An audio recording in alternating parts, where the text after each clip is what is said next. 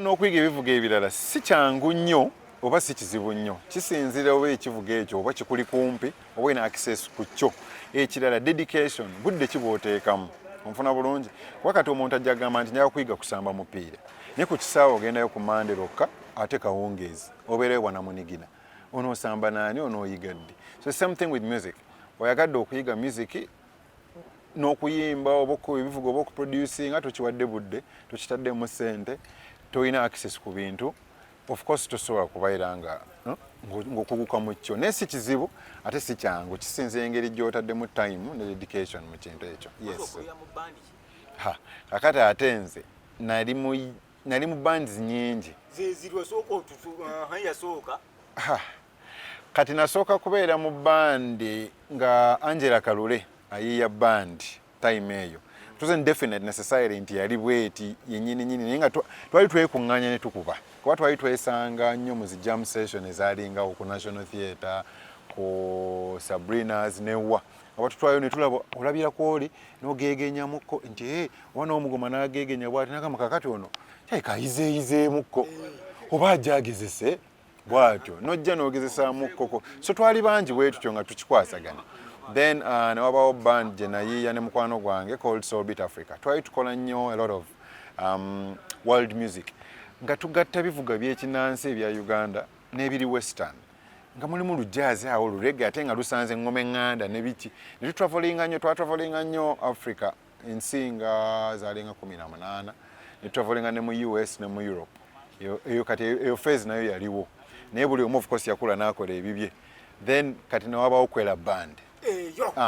Kati mukwela band semberera ddala otuuke. So eyo nayo yaliwo mu time yaawo nakati weeri but yali yatutumu nnyo time eyo. Yes, so we were among the people that were in that. Kakati kyeŋŋamba nti there's times that I was in a lot of bands. But then the time reached nga nina n'okumentaringa bannange. Kuba ate oyinza okuba nga spreading a thin ono akwetaaga oli akwetaaza, you can't be everywhere. Ate ekirala naawe otuuka ekiseera nga otandika okukona musically because there's no time to rehearse, no time okukola investigation and research okuyiga ebintu ebirala ebiri new kubanga buli kaseera oli busy. Kati oyigiriza abalala nabo ne bamanya nabo ne bafuna ku mirimu naye naawe n'owezaamu kkokko ku kyobeera okaka n'enyingira mentorship. Ku mentoringa abasinga b'obeera olaba bali mu band za njawulo. So right now bw'ogenda mu kibuga there's so many venues and bars ezina bands. Kakati gwego ogwali omugigi ogwo gwe twayigiriza abalala of course beesomesa, abalala beesanga mu church, abalala beesanga wanewa, but that was the time season gye twali mu kati awo. So pulling out necessarily from bands, but then I had to take a step back and start mentoring others. So at that point, I started going more into studio, or call us studio recordings, then also producing a concert z'abantu. Kuba omuntu ajja n'ennyimba ze ng'ayagala kukola show. Naye kati nsengeka ennyimba engeri gy'ogenda ozikolamu ku live ekyukamuko ku CD. Kubanga wali eri ng'oli mu studio, there's a lot of doctoring that happens for some artists. Some of it is organic and natural, but at the end of the day still it's very segmented nti eri bwetyo. Kati ate ku live show waliwo interaction n'abawagizi, waliwo performance segments, oteekamu waliwo dance moves zirina okubaawo, ate n'ogamba nti luno oluyimba bwe luddirira luno lugenda faanana lutya. Kati ate ezo joint zibeere ziteeka gye bayita production. Kati production eyo ebintu byensinga kati okukola onfuna bulungi. So it's basically a life's journey. Ng'ozookola kino, ozookola kiri, ozookola kiri. Naye byonna byonna osigala okola naye oprioritising kyokola. Kakati saawa eno ate ngenda kukola ate ekyange ekivvulu. Kati ekivvulu kiri mu bandi ki? Kaakati anti byenkugamba nti kati saawa zino omuntu aba yeebuuza omukubi w'ekivuga ate akubya atya ekivvulu. Yogenda tukubira kivuga. Onfuna bulungi kyenkubuuza kaakati gwe kennyini gwagenda okujja gwagenda okuvaawo ng'ogamba nti naye kaakati kyeka bulijjo mbadde simanyi nti na bino weebiri kubanga isebo oyimba nyimbisa ndongo yange. Waliwo okuyimbisa endongo nti oyimbisa ndongo buli kimu nekivaayo nga bwe kirina okuba nga mukaaga Oktoba oli free. Nze bwendi badde nsaba ojje ku Serena ekyo ekibuuzo nga tumaliza okukola okyeddemu. Nabuukinzewo ne luumu olunaku lulamba ensonga yo ya luumu yiiyo nze nkwagala waneeno ku sayidi. Nina okuwuliza obulamu bulungi ngenda okuwuliza music gw'oŋŋamba nga mu butuufu ndabira ddala ky'oŋŋamba. Because kubanga kati music ankuye music ayina kye bayita facets za njawulo oba gena ndiisa amatabi if it would have been nti waliwo instrumentation, waliwo vocal part, waliwo n'okuba nti engeri gy'obijoiningamu no preference ku kino oba ku kiri.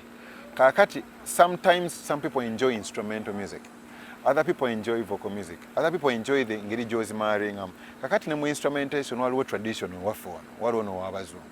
Kati ate waliwo omuntu najja n'atontoma, for example n'atontomya ate ku ngoma ŋŋanda nga GNL bintu bye yakolanga naye nga bwe yali atandika omuntu agamba omusajja oba ali ku ki otegera naye ate ne binyumirayo ate ne bazaalawo different genre.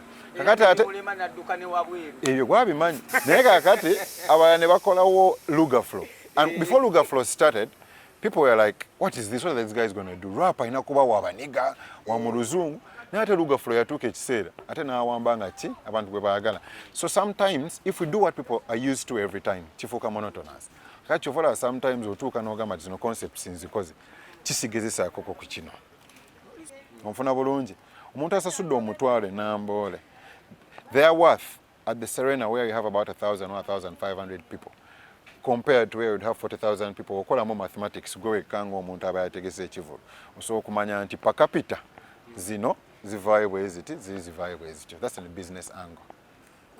Yes sir. Bino ebintu bye bagamba nti nno simanyi omuyimbi kwetaaga simanyi kugattamu simanyi okuttemu gita waliwo eno gye bakubira mu studio. Isebo niwabeerawo neeyiyo oli nga ajagala ebeeremu ekintu ekyo kitambula kitya? Byonna bikola oba wabeerawo sayansi ali awo mu ngeri kitaata? Kubanga bweŋŋamba nti nno nakola oluyimba lwa Kalo Nantongo nenkola oba Morris Kirya gwa munda aba akuba gita muli munda oba eya studio yeegattawo kati sibitegeera awo. So what happens is mu creation mu studio wabaawo ze bayita samples. For example omuntu nga yasampolinga sound y'endongo, kati producer aba asobola ogikuba ku nnanga n'agisampolinga naye sound yayo tesobola kuvuga ng'omuntu yandize n'akuba gita eri live, oba omuntu yandize n'akuba saxophone eri live, oba engalabi, oba omulere, oba whatever it is. Kakati waliwo music omu eyeetaaga the actual live tone eveeyo. Kyova omuntu abeera n'akoola n'agamba nti mukulu badde nsaba n'oluyimba okole ki ogitulukole ffenna kubanga waliwo tone gyogenda okuleeta oluyimba luno lubeere ne longevity kyova olaba wowuliza music w'abakongo ow'edda music w'abazungu ow'edda oyo ne music waffe wano onokuyiza nga waliwo ekintu ekyaliwo nti up to now you can listen to the song and feel like it still has life kuba that live instrumentation eyalimu mwalimu originality but the certain songs also okuwuliranga just lwabadde lwa myezi 3 emabega oba 6 n'owuyanga lulungi naye I'm probably feel like I'm done with it kubanga the certain life ebeera ebulamu kati live instrumentation etali just guitar there's different parts of live instrumentation ezivaamu ezireeta oluyimba okubanga ki luli rich so ntwalira ddala essebo endongo eri live netugikwatira ddala mu studio no replicating ekyewandikoze ku stage kati omuntu awuliriza aba afuna vision eyo ng'abantu abali live ku stage every time you listen to it it feels fresh and new. Yes sir. Kati soko mbulire. Era ndiko. Nyimba chizo zuwakakwata muno ngamba ati luno lwonna lukuba muganda wange. Mpozi ngoyagala oyakunkuba kibooko n'ennyimba mpitirivu ntoko. Mulinga ziri muliro ngera ku lunaku olwo lwennyini. Mpitirivu zenkubyemu naye I can talk about mpozi lwensembi okuba is probably still playing on the airwaves Orandabula. That was Karen Antong and B2C. Gita yesookamu olaba akasajja kakakofiira kaleeri kabulidde mu viddi keeko kennyini. Nakuba agataako wa Chameleone, nakuba mu nnyimba za Juliana nyingi, Ssanyu lyange, there's so many others. Ezairi Namubiru, nyimba za bana nyingi papa. Eza B2C, eza Swangizi, actually bayiba Swangizi bonna, most of their music. Eza Geostede, eza Maurice Kiri of course, eza Susan Kerenen, eza Wilson Bugembe, inyimba za ani ate omulala gwemba mmenya bana bangi, Shiba, Bebe Kulu, even Bobby, everybody. Banji papa. Anti kati fetupa mufumbiro kyembadde nkugamba nti people listen to music and they don't know what really happened there. Kakati waliwo ebivulu kati nga bino byetugenda okukola. Ojja noyolesaako ko kitona banne bamanya what happens there. Nategeera nti buli ekintu kyempulira kiri kino erindako. Kakati omukulu we bwakuba bwati kino kivuga bwe kiti. Onfuna bulungi. So ebivulu kati nga bino bibanga mwoleso naye ate mulimu entertainment because it's not just that mulimu n'abagenda okuyimba. I have guest artists that will come on stage nopanga akoze an on stage remix nopanga waliwo yayimba ate gwe notontomawo ate okozesa ate endongo ate oli n'okozesamu akogo otegere bwebibeera nkubuuziza ku 6th October onobeera free bw'oba oli free badde nkusaba newe n'aba mulwadde banandeetera ku ccupa badde nkusaba either okwata emitwalo gyo 10 oba wabanga obadde oyinamu okwata 3 mu egyo toli bubi iyo ku VVIP otuule waleero wanga muli mu abantu 8 mukwate $2.5 mugule tebo mwejje muwulize enguliko bw'omaliriza show oddemu onsinkana ombuuze nti mukulu kyali kitya bw'obanga tonafuna ansayo nja kuba kakati gwalina ekikyamu kuba lirigenda kuba balitanga bate ebinu makeke kati tusuubiraani ku stage agenda okwerekera Michael Ouma ekintu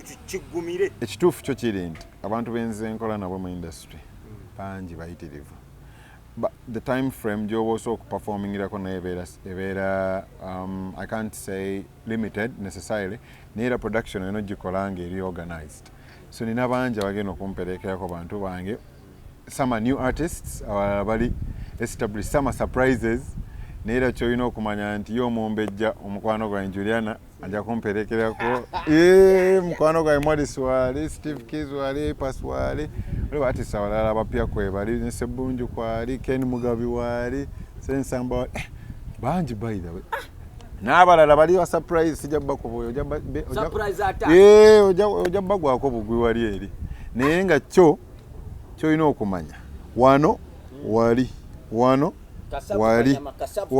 tewerabye na gumba anti olina okumanya bizinesi zonna naye obanga oli mu busuubuzi bw'obanga tolina stringent measures mu ngeri gy'okola mu bizinesi yo osobola okuba nga owola ensi yonna n'obanga oli mugagga nnyo mu nsawo z'abalala kati olina okuba nga bizinesi yo naawe ogifaako kubanga bino ebintu bagamba nti ate omusajja alina omululu gwa ssente nabikibiki naye oba tolina ssente tolina wagenda kugula ndongo bw'otagula ndongo togenda kukola practice bw'oba tolina data ogenda kufuna otya videos okole practice toyina kombo toyina ki toyina motoka enekutambuza kakati omusajja akwagala mu budde meaning balina okusasula obeere nga nawe oli bulungi ate obanga oli bulungi ng'ose tolinze ebintu byo mu bulamu bwo ng'oli comfortable nawe ojja kuba nga odelivering ebirungi meaning omuntu alina okusasula mu budde obeere ne peace of mind osobola okudda nga oli ki bulungi naye ate kiri gy'oli okumanya nti business yo gihandolinze otya so akugamba nti kiri mu ndongo yokka naawe abayimbi bennyini bw'ogamba nti bagamba nti baluma abantu oba bakola batya oluusi nabo babaluma ku bivulu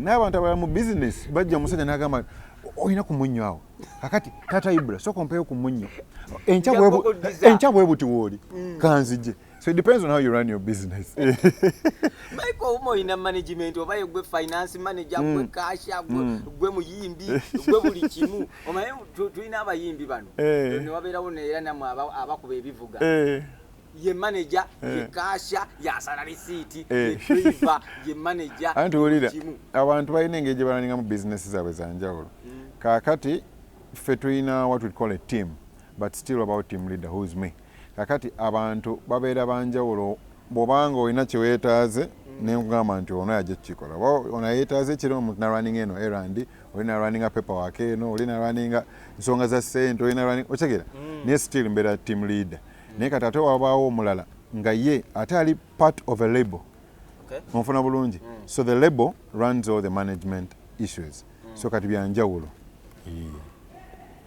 sigeza tuwali bayimbi bakunyaga abakunyaga obaleka bwotyo n'obaagaliza mukama katonda ababwenema waliwo kati olaba mu bizinesi yaffe eno waliwo sides nyingi waliwo abantu b'okolagana nabo for the first time nga tomanyi ngeri gyakwasaganyamu ebintu bye so waliwo abantu ababeera mu industry n'agamba nti ate nze banziba oba oli omusajja oli mubbi n'agamba nti ani gwakolagana naye nti ono nti twasooka kwebuuza ku bantu omusajja oyo aba ajja kusasula naye mpozi ng'ofudde mangu naye asasula okuva mu myaka 2 ku 3 kwena nti otegeera bulungi so that's really dependent on that particular person naye kakati bw'obanga business yo manyi ogihandling nga kyembadde nkugamba ng'olina management olina stringent rules olina terms and conditions of operation ate nga naawe brand yo giwa value omuntu naye ayagala okubba naye ajja alekamu kuba amanyi kyayagala ate wanaakubba leero enkya anaakufuna onfuna bulungi yesebo Michael Ouma ayina family oba gwerere oliwo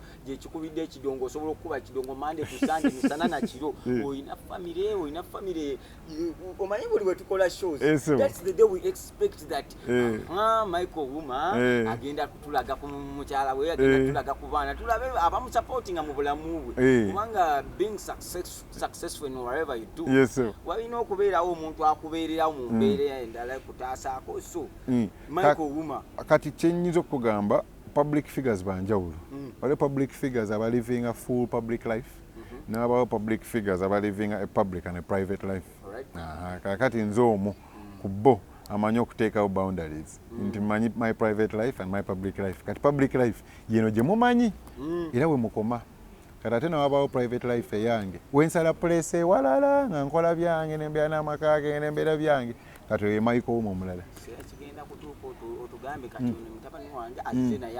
anti era nze kati time eyo in case nga wali ng'asazeewo ekyo time eyo yali baasazeewo ye nga ye awo ojja mutuleetera anti sinze musalirawo neŋŋamba nti kaakati kansalewo nkufuule serebu oba nsalewo nkuteeke mu maaso g'abantu ayinza okukula n'agamba naye kakati kitange kiki kyewankola nali nja kubeera private person weno kinkolera kakati ye wabanga yali ayagala kukola bintu birala gwenga omukasi onfuna bulungi kati omuntu abeera ne liberty kati ye problem gye tubeera nayo oluusi sometimes people get overwhelmed by fame n'otuuka in a certain part of your life nga tokyasobola kuddayo mabega nga everywhere you live for the camera you live for bla bla bla bla bla naye ebeera choice yo nawabaawo kuba nti lwakuba ndi mukwano gwa Dickson buli watuuka aba yeemulisa buli wakola ki aba yeemulisa anti kati nga by default nange ninako mu public eye by association kati ate ekyo so kifoosinga ku muntu anninaanye yalina okusalawo bw'aba asazeewo okubeera mu public eye yeba nsalawo ye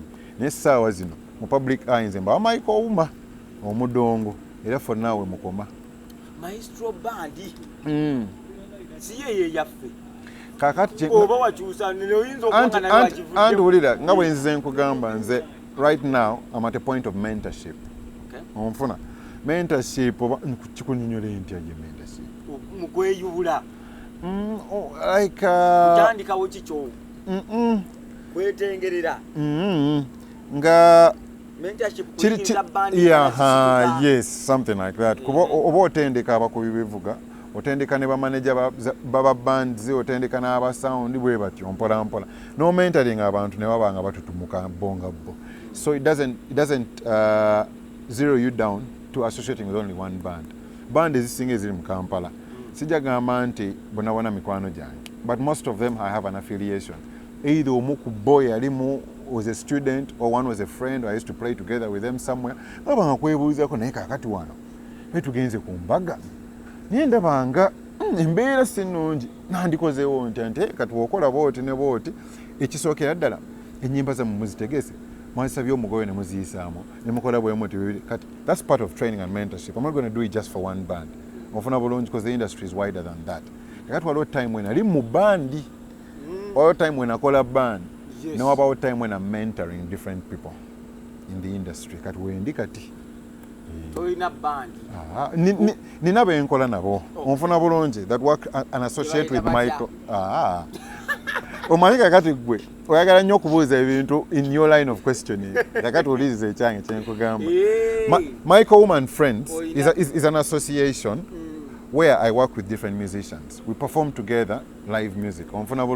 But everybody within the segment, banjagala naye aveyo as an individual artist of their own. Onfuna bulungi kyovola bwetuba nga tulina kati ekivulu nga World of Sounds. Buli omu banjagala mumutegeere ye yaani. Kati ngendo muleeta ku kivulu. Nga buli omu azitolwa lulwe. Nga it's not necessarily just because you have a band under one umbrella. Nga buli omu ogenda okulaba nga Joseph Sax akuta omulere. Azitowa lulwe nti oba omuyise naye nga ye osobola okukola ki okumupangisa n'akola because he has an album of his own, he has a career of his own and his own brand. So he doesn't have to be affiliated always under my umbrella. Yasobola okuba bibye n'omuyimbi nti Jacinta waali, Emma Dwagu waali, Augustine wali ku ngoma, Josh wali ku ngoma, Enoch wali onfuna bulungi. Sharma mukwano gwange nnyo by the way. We actually worked on a project edda ku album yange nkugambye. He's a very, very, very great guitarist. Sharma Mushaga. Akwa bulungi nnyo gita. Bulungi nnyo namulaba n'engamba ate Michael Ouma omulala ze. Sina Michael Ouma omulala. He's a great guitarist in his own right. Nti ye kyembadde nkugamba. Nti bino ebintu by'okuteeka nnyo something within an umbrella. Kireetera abantu obuzibu okutegeera bali eri abali mu ffumbiro. Onfuna bulungi. Naye for example, if we had say a show akuliko Sharma Mushagaze, Michael Ouma wali, Kenneth Mugabi wali, Joseph Sax wali. It doesn't necessarily have to be a band. It can be an association of different instrumentalists. Akulu yinza okuba Kenneth Mugabi yatuyise n'atukonganya ne Steve Keys najjaawo n'akaaba maate nga bw'atwala aleeri Ssebbunjo n'ayisaamu onfuna bulungi. So at that point onfuna bulungi kyengeza kukugamba tulina okubikuba kuba tulina inspiring the next generation. Era nga naffe tetubimanyi tugamba naye oyo waliwo omwami eyali akuba omulero ono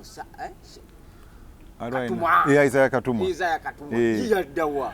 Isaiah Katuma be bantu abatu inspiring because ye yasooka okola show ye ku Serena yes as an instrumentalist. Nenga bomanyi ba media fe tulina yeri yali wa bei sijja kiyingiramu ekyo naye inspiration eyo ya inspiring abali bakuba ebivuga nga beebuuza ye kino ekivuga kyenkuba nfunamu ki ye kiddawa kino omugaso banakitegeera banasiima onfuna bulungi abantu abo ne tutandika okutegeera nti no wa saxophone ayimirira abantu ne bajja owa gita akola ki ne bajja awe ngoma n'ajja ne tujja kubanga buli omu alina different sound gy'aleetera mu bantu bweba agambye nti no biri ebyuma ebya bizikire nze nkwatemu so oyo mwami oyo Katuma yagezaako otuggula amaaso ontino ebivuga nabyo bya mugaso ontino you can relax in your own time n'okiwuliza ekintu abantu kye babuusanya amaaso is that our audience oba our population ejjudde abantu abalina different tastes of music. Not just music, even I can extend it to food. Your palate taste eyinza okuba si yange ng'oli anyumirwa nnyo okulya ettooke nga kuliko ekinyoobwa n'osanga wali eri omusaamya ng'ayagala obusuma n'engeni keekalo koyita akalo onfuna bulungi.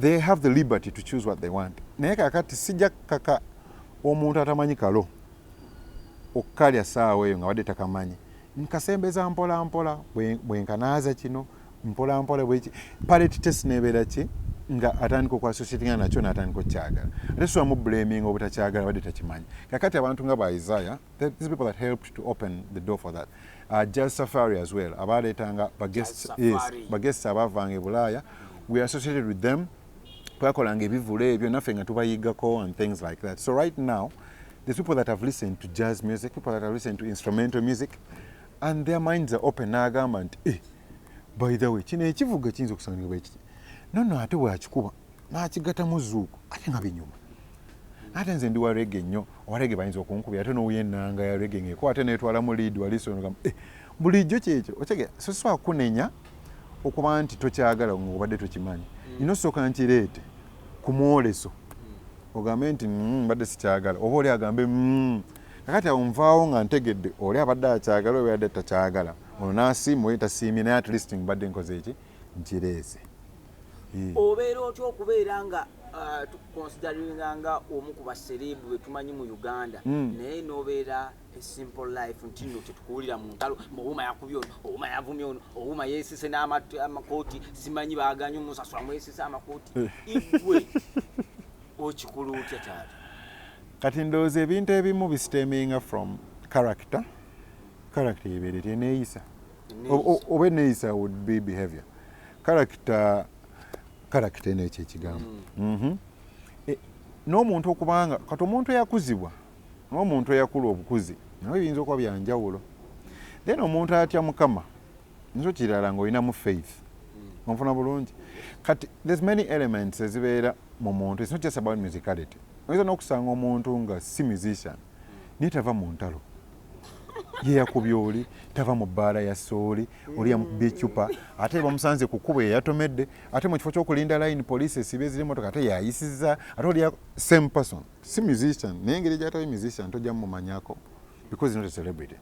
But wasanga omuntu mu limelight usually ojja kumusuubira nti wafujjo wa biki people's characters are different.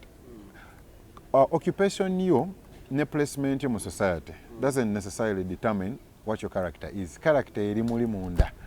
Kyovolo ojja kusanga omuntu nga ali corrupt mu nyumba ye just balimu babiri ye ne mukyala we naye already ali corrupt omu yafunza kino onfuna bulungi ne wafuuka bufuusi LC1 wagenda otandikira okuyiiya.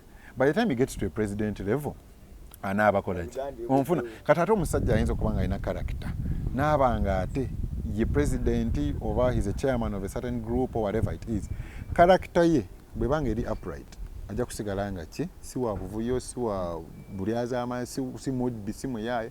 So I don't think that stereotyping yandibadde extending across the board nti buli muntu nga public figure oba musician oba sportsman yandibadde rowdy muyayaye ali mu ntalo character yo ye determining nga kikyoli. Bwe mba nkola Mukama yampa nnyo blessing okuba nti nsasulwa okunyumirwa onfuna bulungi mu kitone kyange mwenzija akawogo onfuna naye ate ekyo ekitone nkikozesa n'enkola ebintu ate ebinyumira kati bwebange binyumidde n'omuntu alaba byenkola aba anyumirwa because it's an extension of us on stage. Bwe tubeera ku stage for example nga it's a band performing or I'm by myself or we are two people, engeri gye tunyumira feka ekintu kye tukola kye extendinga kwoli n'abanga muli agenda okuwuliriza n'agamba kyekana bagayi ebintu bye baliko gyebiri naye ate nga just si kirowoozo nga naawe azze mu butuufu olaba ennyumirwa abantu gye banyumirwamu naye no feeling ekintu. That's one. Two, bw'otwala time no investing mu craft yo. For example, ekintu kyenkola nkiwa obudde because it's my profession, it's my talent but it's also my profession. Mwenzi jaki akawoga ebusiness yange kati oba nga onsasudde okuentertaininga oba okunyumisiza omukolo oba okujja n'enkuba in the background as people are having dinner or to create a track or whatever it is, kikola to the best of my potential because not only okusanyusa gwe ng'omuntu but this is part of my work. These are things that I have to look back at and be proud of what I've done. So kati nkiteekamu nnyo time nenkifuula professional kyobola I think abantu babeera babinyumira nti museera bapangisa mu museera sooka ombuulira ebiseera mwe bimidde nkwagala mu bbaala yange nkwagala mu hoteri yange onkubire kapati kyakuteesa oba ogamba nze ndi wa miliyoni 8 atalina tojja. Era ekintu kyolina okumanya as a business person buli circumstance eri different. Onfuna bulungi buli show oba buli performance erina dynamics zaazo, so buli kimu kiba kirina costing yakyo.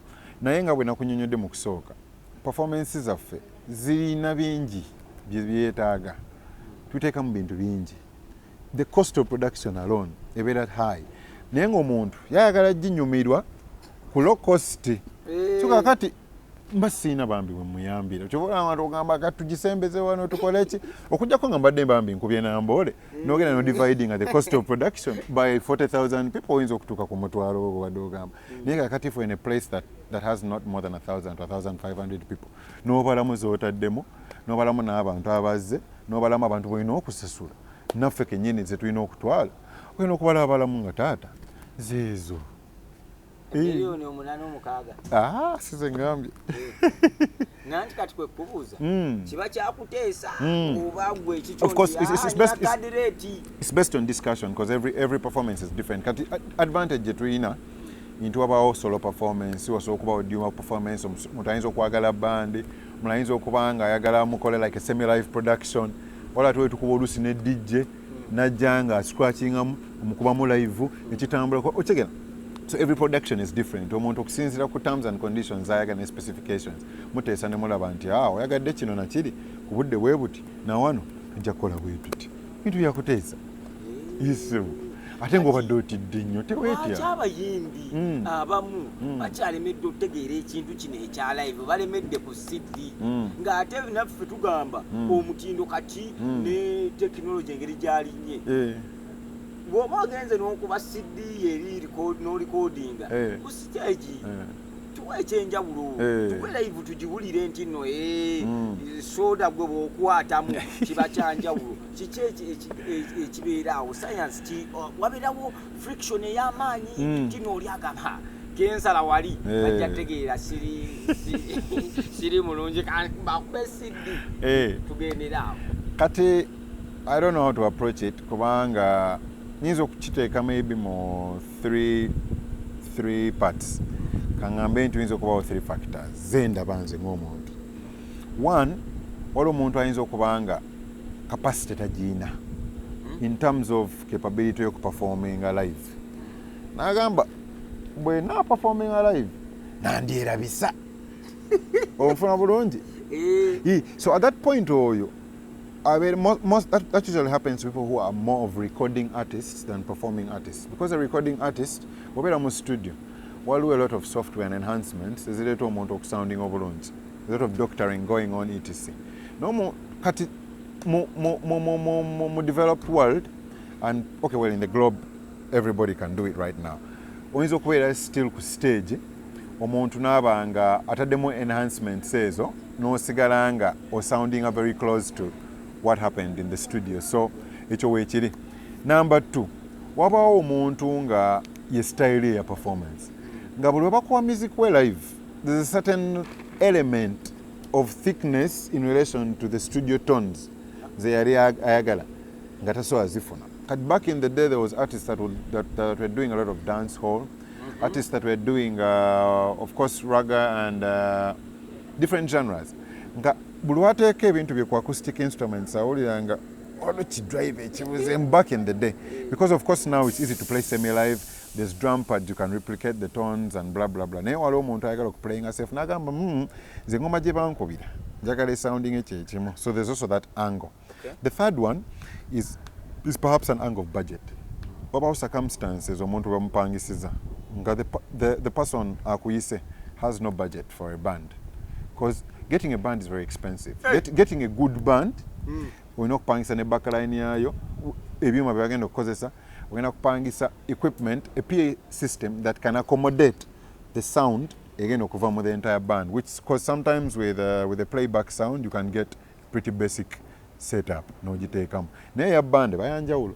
Kati omuntu agenda n'abalaabalamu n'agamba ompiseewa nti weewati.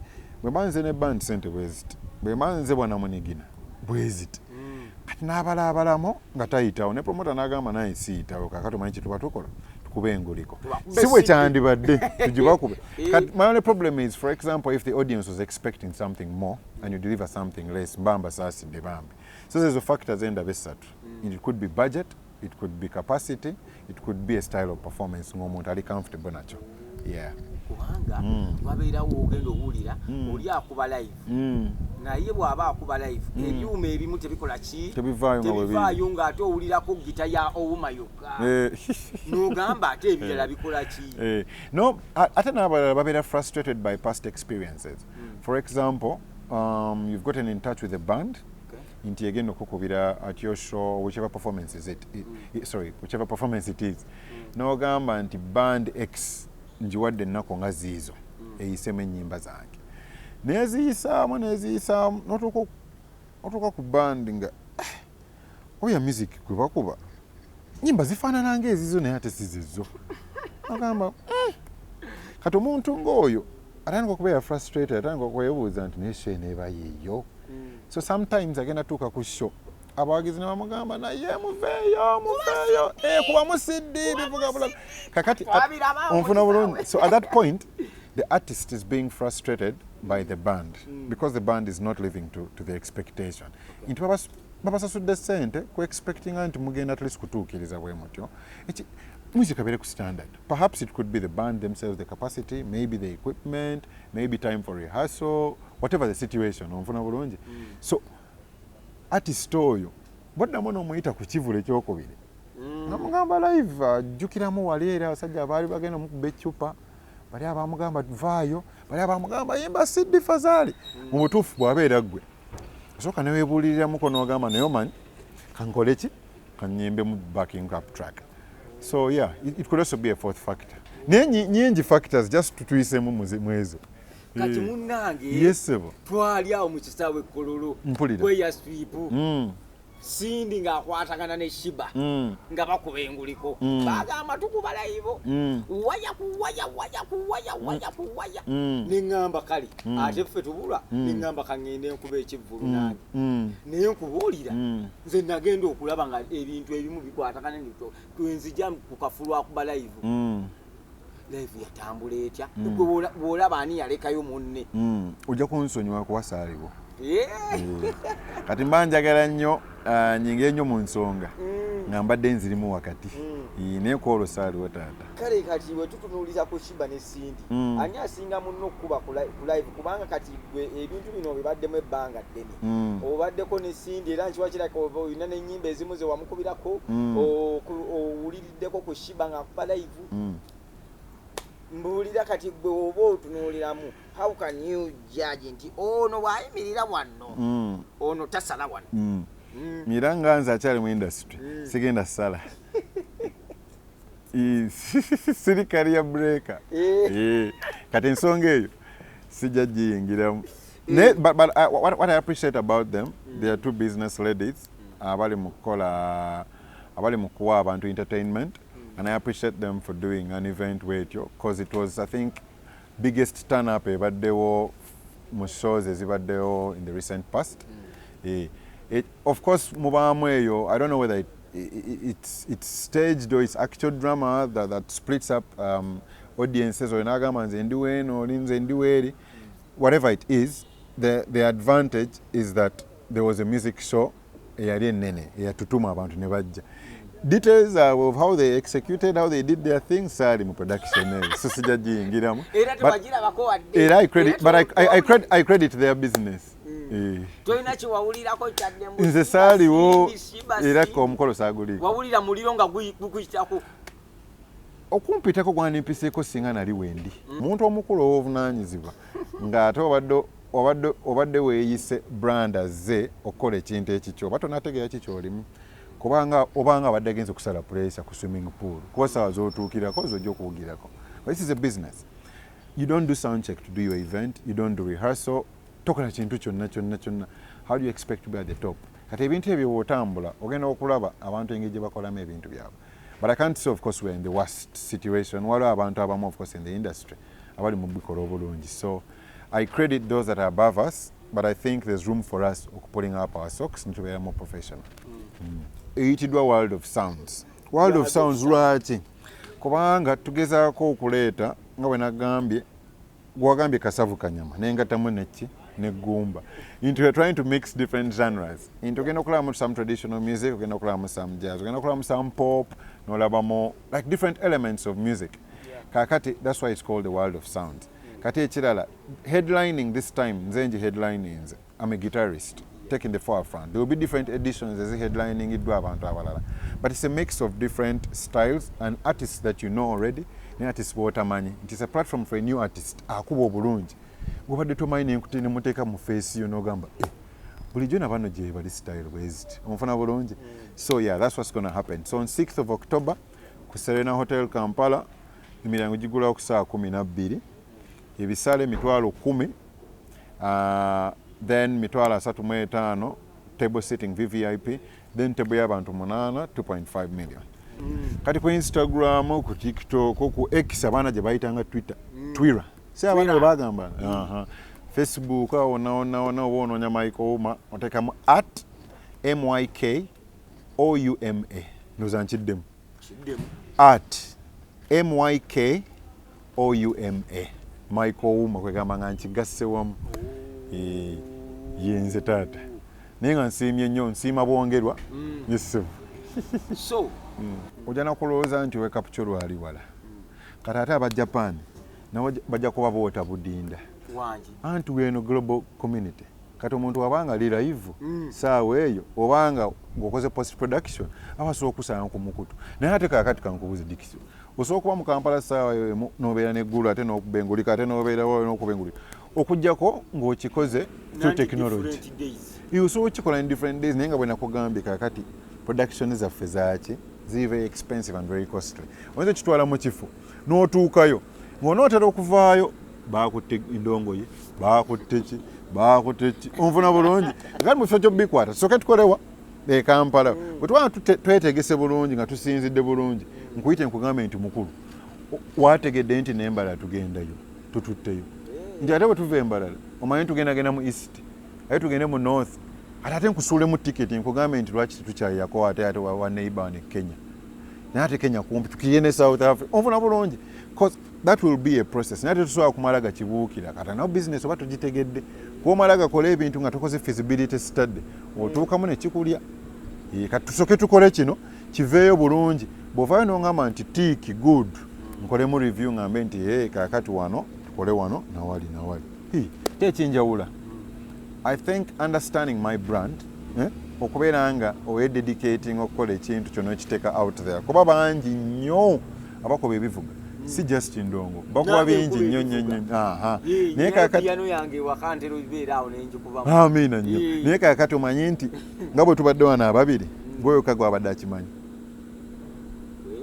anti nze naawe olowooza mbadde nkimanyi kakati ye brand visibility wadde tokoze brand awareness nange mbeera aware kati nkugamba nti brand wogitutumulayo nebeera eno n'eri omuntu aba agimanyi nefuna ki value yaayo sosobola kugamba nti nze kali kyovula kati neno platform banjagala n'abalala mukole ki mubalabe.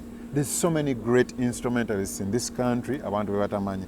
There's many great vocalists abantu be batamanyi. So people are going to come and see like an exposure ey'abantu naye ate ovaawo ogamba naye abasajja abo badde sibamanyi naye ate ki nsiimye bye bakola. Yes sir.